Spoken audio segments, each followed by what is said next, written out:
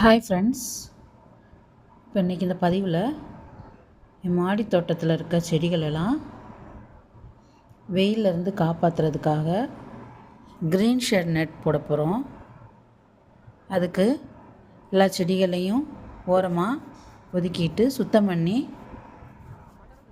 Ready பண்ணி வச்சுக்கிறோம். ஆன்லைன்லேயே அந்த க்ரீன் ஷேட் நட்டு குறைஞ்ச விலையில் கிடைக்கும். இந்த தடவை பிப்ரவரியிலேயே நல்ல வெயில் ஆரம்பிச்சிருச்சு.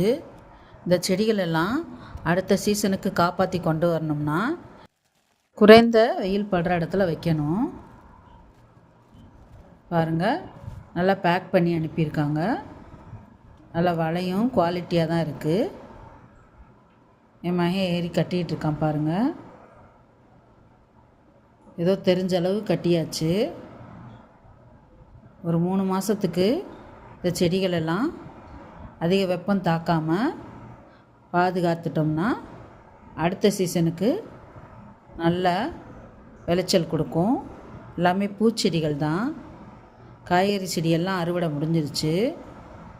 அடுத்து சீடெல்லாம் எடுத்து வச்சுருக்கேன். அடுத்த சீசனில் விதை போடலான் இருக்கேன். இந்த பூச்செடிகள்லாம் பாதுகாப்பாக வச்சிட்டோம்னா வெயிலில் இருந்து காப்பாற்றிடலாம்.